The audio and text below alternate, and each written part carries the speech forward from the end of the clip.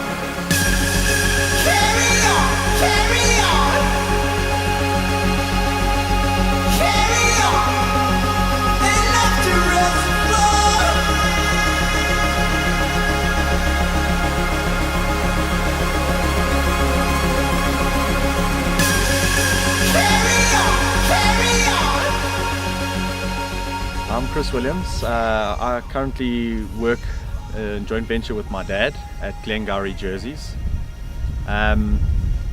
We milk jerseys on a 47 hectare platform currently. We currently have approximately 400 cows in herd doing 47,000 litres a hectare. So it's a very high stocking rate. We're doing 2.3 million litres of milk a year. Well, we're doing quite high solids as well, 5.4 butterfat, 3.9 protein. I'm Trace Pricemore from Moorwood Farming. We're currently milking 1,100 cows on 230 hectare irrigated platform. We're mainly a pasture-based system, so 66% of the diet is pasture. We're producing 5,200 litres per lactation at the moment. I'm Hayden Stokes from Burnview Farm in Crichton. I've been farming on this farm since 1995. We're currently on a platform of 397 hectares with the achieving of a higher than an 8,000 litre lactation Holstein animal. We're managing here to achieve more than 50% of our diet as grass, and getting 3.3 tonnes of grass into the cow.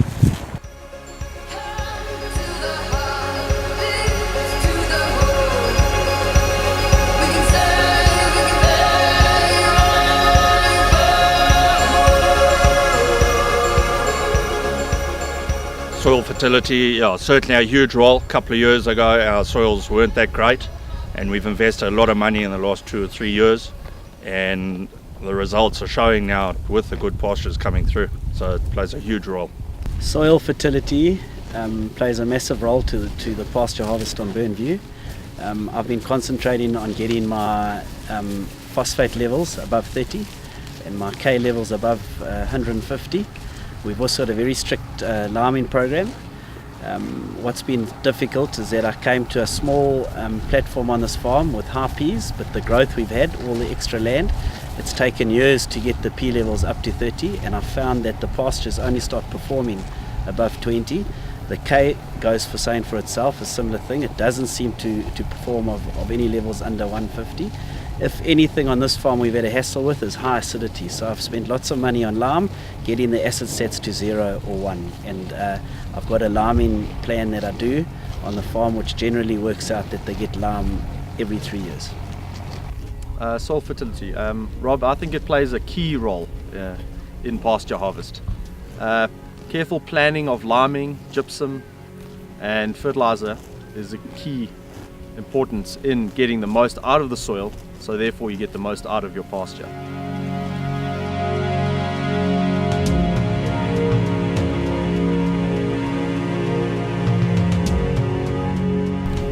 At the moment, we were last year about 440 units. I have dropped it down to 400 units, but we're just putting on sort of as we're needing the grass.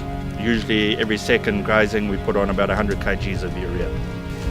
I've always put on a lot of N onto my pastures, and what I say a lot, I've been up to over 550 and I've come down to as low as 400. I think we're sitting on this year at about 480, and I felt that when I crept down to 400 my production was down.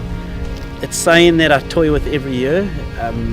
I don't really want to go back to the level of 550. I think 450 is probably where I'm going to end up, but we do use more N than most. Okay, Rob, the amount of N we're putting on per year is approximately 440 N, which equates to normally around 80 kgs of urea per round, and then in spring we do increase to approximately 100 to 120 kgs of urea per round.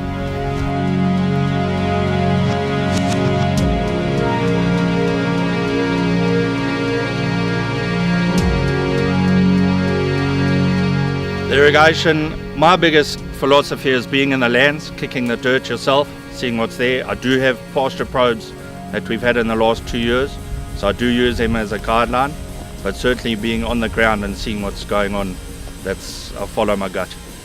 Up to now, irrigation has been through the suck of my thumb, and a weather station that I was, a program called DACOM, which was drawn off a satellite from Sedara, and generally I had a certain amount of mills I'd put on in winter, and then a certain amount of mills I'd put on in summer. And in winter, I think we were up to last year we were putting on 6 to 8 mils twice a week, and in summer I couldn't really go more than 20 to 25 mils a week because of the allocation I've got in our irrigation board.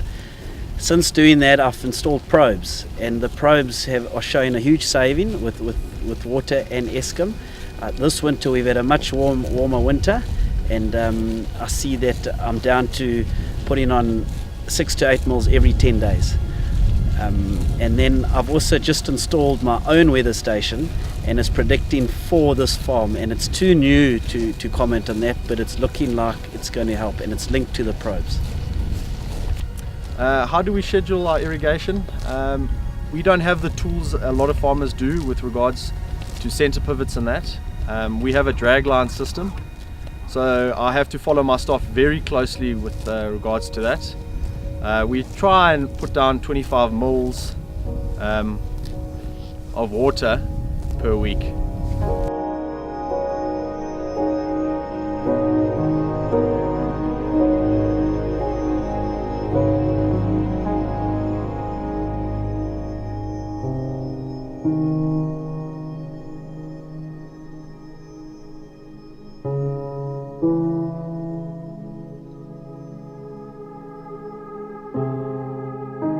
Genetics, most definitely. We need an animal that's going to eat grass. You know, I make grass so the cows need to eat it. So we have brought the cow size down. I need to fill the cows with grass, so having big cows doesn't really fit into my system. Genetics has had a huge influence on the performance of this farm, and it's saying that I've argued with mainly David Becker for years now, saying that my pasture harvest is inflated through the genetics of my cow, which he still disagrees. But I don't believe that I'm actually growing that much more pasture than other top pasture farmers. It's just my cows with their good lactation is inflating the amount of grass we grow. The cow I'm looking for, I'm not so fussy anymore.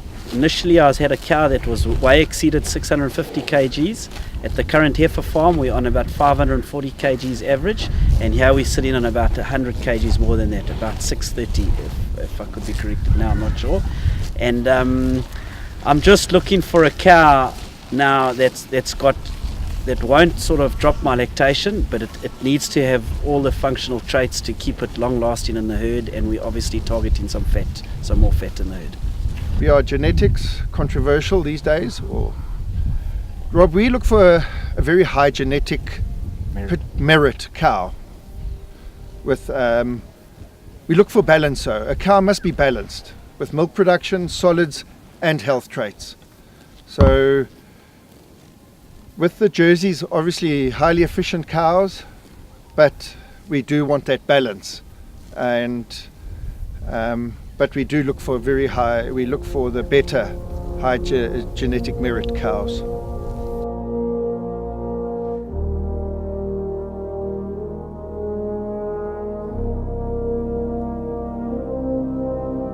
We do measure the grass weekly, so once a week we do measure. So I do have a feed wedge, to use as a guideline. But for me, it's basically being in the paddock every day.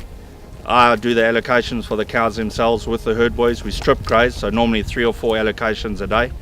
And basically, being in the paddock, we decide whether to open up more or open up less. Allocation of ryegrass on Burnview is done by me. I set the pasture around once a week. It's quite a simple system. Basically, I don't exceed around 42 days in winter, and I don't go faster than a 24-day round in spring and summer. But I influence that in 2 ways. In winter, I've got a large platform of oats on the maize, and as soon as I see the cover dropping below a certain level, I move the cows onto oats platform in winter for sort of night grazing, and it extends my round. It sort of doubles it up to sort of 84 days. So I cheat with oats. The other way, in summer, I don't go fast in 24 days, but as soon as I see my grass is far too big, I'll bring in the mower and wrapper, and we'll cut it. So influencing the round maybe to like an 18-19 day round. But all the allocation is done by me. I look to see what speed I've got to go to and what sort of area I can offer, and the balance is topped in through a simple Excel program with maize silage and extra supplements.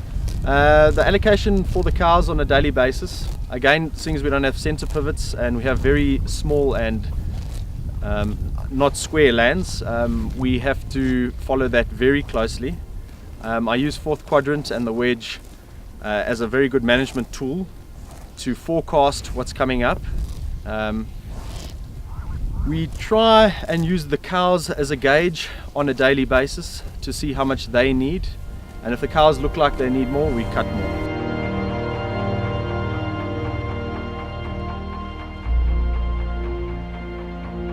I think if we're going on the plate meter, generally like to go in at about 3,000. Spring would be about 2.5 leaf stage. A bit later on into summer, 3 leaf stage. We come out around about the 1400, but like I say, it goes by my eye. If I feel the cows need to have grazed it a bit harder, then I'll hold them back, or I'll follow up with followers. But the biggest thing is getting the cows in and out quickly so that platform or that pasture can recover as quickly as possible. I generally like to go into a pasture of 3 tons and come out at 1500, but it's not always easy achievable. In winter, we're often going into a pasture of 2.5, 2.6, and we're coming out of a pasture of 1.4. So I sort of work around the 3 ton mark and the 1.5 ton mark. I don't spend a lot of time focusing on leaf, which I should do, but I'd spend too much time in the actual pasture. I look at the wedge and I decide that on the cover I've got. But generally, 2.8 to 3 tons going in and 1.4 to 1.6 coming out. We mulch on this farm for 9 months of the year. We start on the 1st of August and we mulch religiously right through to the last day we drill, which is the last day of April. And we control our residual through followers and a mulcher. I generally give the cows the best quality and the best bite, and then I'll bring in a follower to clean up, and then the mulcher will do the final job. What type of allocation we like to try and give the cows each day? Again, I use 4th quadrant and the wedge. I try and go in at approximately 2,900 and come out at 1,500. I do the pasture walks myself, so I can forecast ahead. So if I see that we're not going to have enough grass, I try and bring supplement food in so that we don't hammer the pastures too much.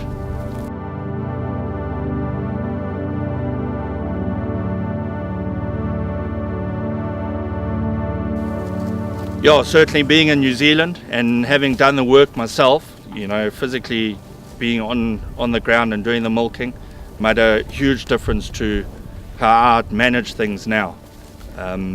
Certainly, you get to learn the cows when they graze, when they lie down. It's given me huge experience in being able to manage what's happening on the ground now. We do have an extremely high stocking rate. I think approximately 9 at the moment. When it comes to residual, the cows really do a great job of getting it down.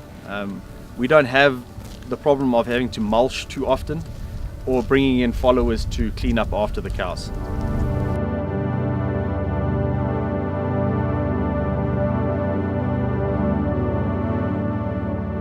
So pasture harvest is critical to getting pasture in your diet, and we know that grass is one of your cheapest feedstuffs. Fred is feeding about 40% pasture in the diet. He's on a small farm with jerseys, so it's probably okay for him. Trace Pricemore is at the other end of the scale at 66% pasture in the diet. And then we've got Hayden Stokes, who's bang on with 51% pasture in the diet.